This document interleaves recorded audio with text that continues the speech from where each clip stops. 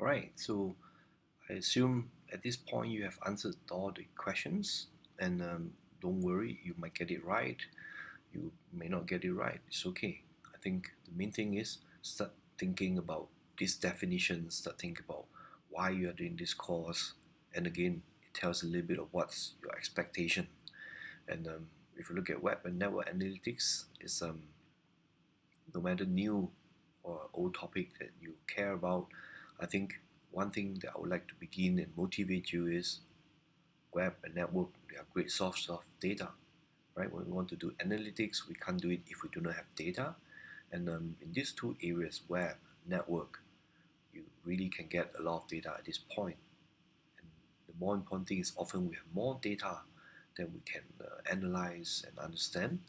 And this is where I hope this class will be interesting when you learn about the nature of the data, and then more importantly, what tools can you use and which techniques can help you to come to those meaningful answers.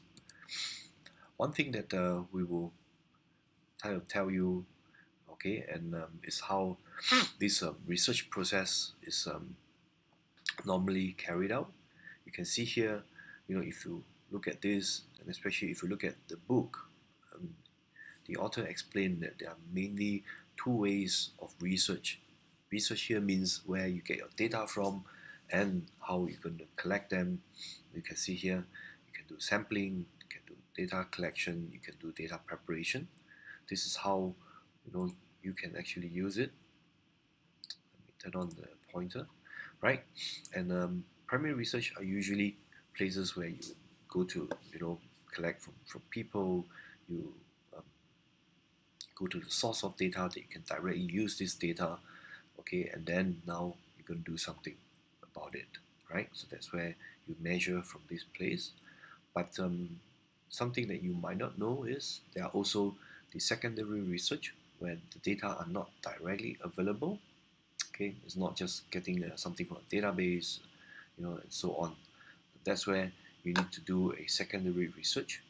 And in the context of this class, it involves processes where you use IT tools. Okay, in this case, you can see three technical terms. You can go and crawl, you can scrape, and you can parse this data. So these three concepts, crawl, scrape, and parse, I think first we look at the crawling and scraping of web data. And crawling and scraping, they are pretty similar.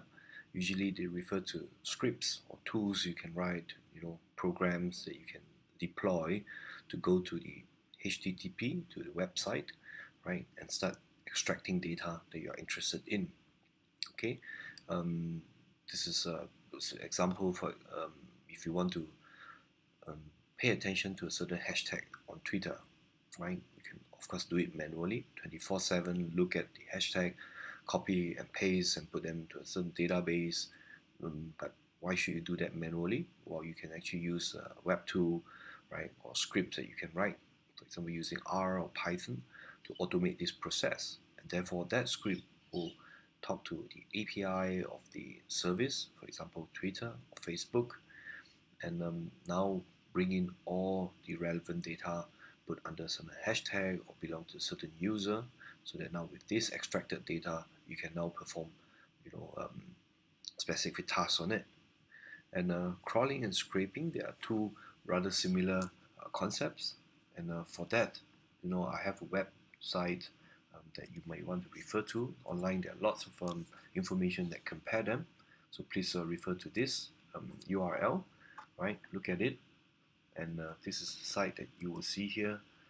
Okay, it's probably questions people will ask also, and you can see Cora Graviraj said it quite nicely, and it's a nice um, definition he has given. You can see, one will actually do more of a indexing of information, while scraping will be more really like an automated process to extract data or information from web.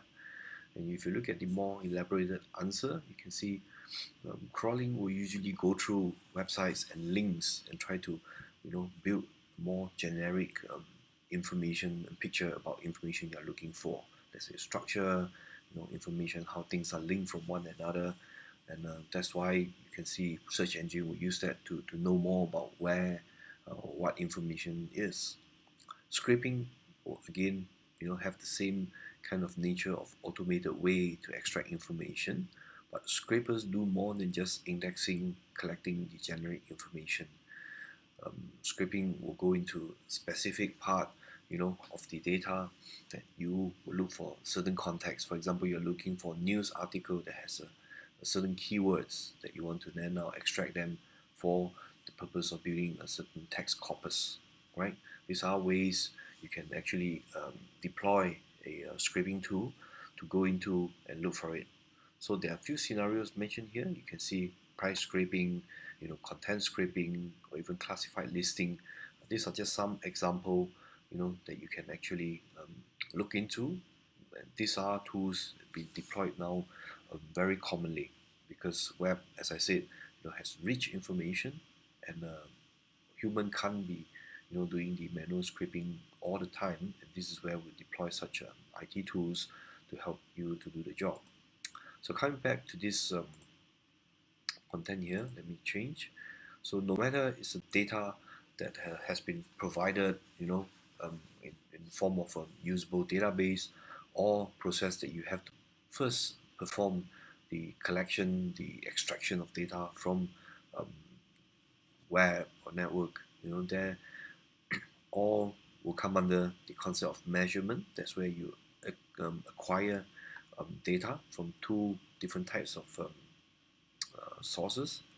And with this information, you can now do two things, right? By looking at the arrow, actually is more towards how you apply things if the model is already there.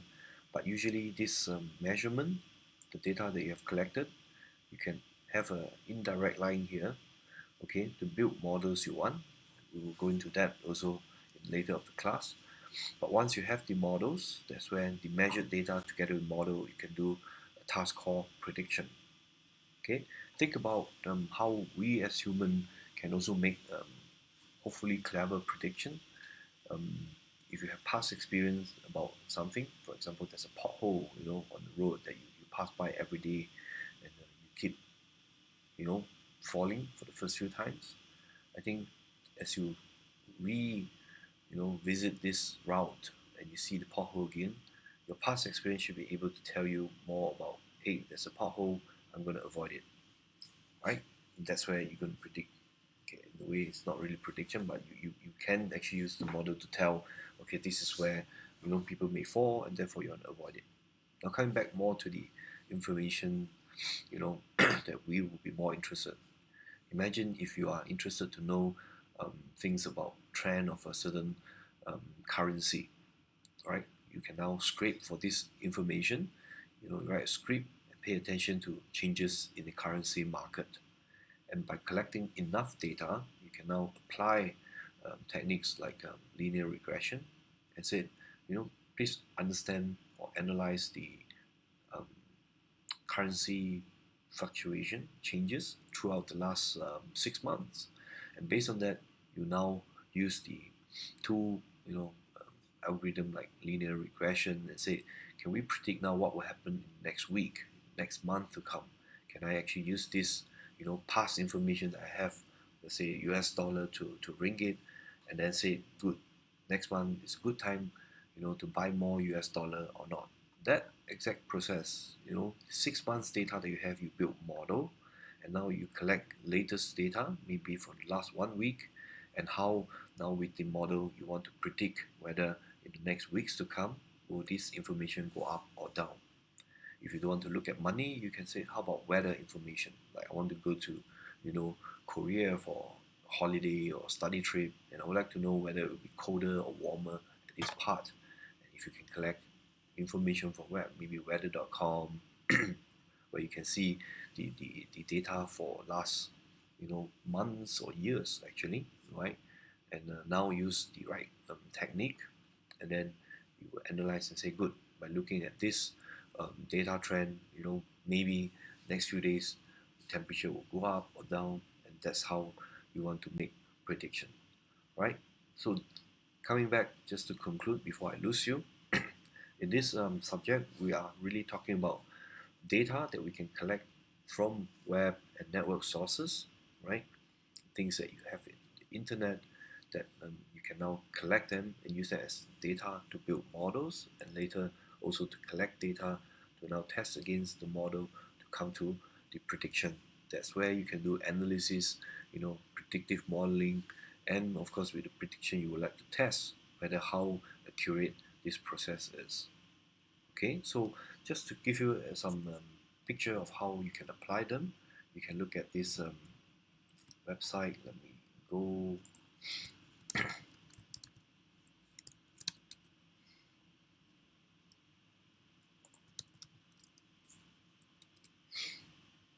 Okay, you can see some of these applications here that people would like to do things like um, analysis of web data, looking at trends of traffic and so on. You can see people use these tools to actually build dashboards, right? And also analysis where they can tell more about network performance, even in the area of cybersecurity, such analytics will be very powerful. You can also see here, people have things like system log, you have data sets, how from all these network devices, you then, create information that you can process, and that leads you to actions that you can take. So all these are examples you can find online. I really encourage you to look into the examples, and by using them, you can now understand more what you can do with these tools and techniques that we will teach and learn together, in this subject. So some questions before we end this section.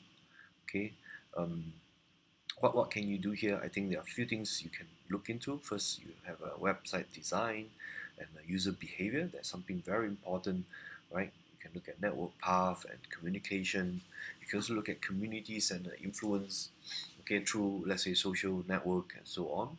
And from there, you can now analyze and understand the behavior of different, individuals or group there.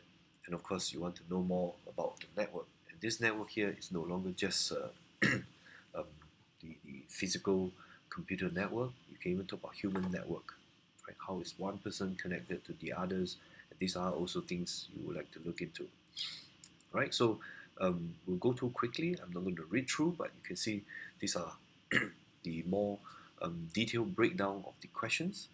Okay, what I want you to do is to go through these few pages, right? The detailed questions to think about, how you may have answers for these questions.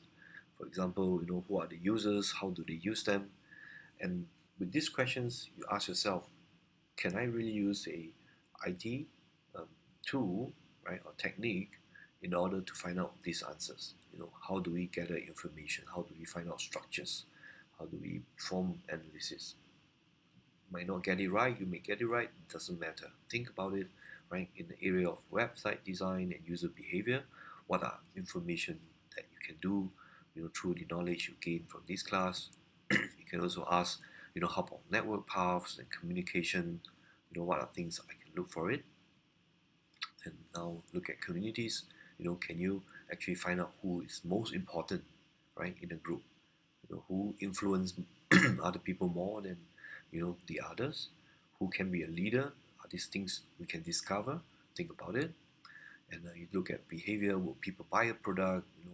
Will things go in a way that this is how they will behave? I think this is very important, especially if you're in e-commerce, you are in a social network. Such information can help us to decide how, right? Again, we're not talking about manipulating people, but how we can make use of the information to achieve the goal of advertising, right? Of selling or promoting a certain product, or even giving them better services, right? Second last, you look at information network, or is this the last? Okay, you can see, which website is more credible. How do we get information that we can gain competitive intelligence, right? Looking at maybe stock prices. Is there something wrong? How to couple that with other information? These will be things you can question and ask, right? So with this, I think I'll end lecture one, and lecture two we will first go through. That means next class, um, we will go through some of these questions to see what sharing you may have for everyone. How much have you understand from the last few questions that I presented in previous pages? But with that, we'll move into chapter 2 and 3, where we talk about what are web traffic and logs, and now give you the first insights how you can perform crawling and scraping the web. And I think that should slowly lead to the more technical part. So you can see next class we will definitely focus more on the discussion, then we'll move into more technical areas. Right, that's it for this class. Thank you.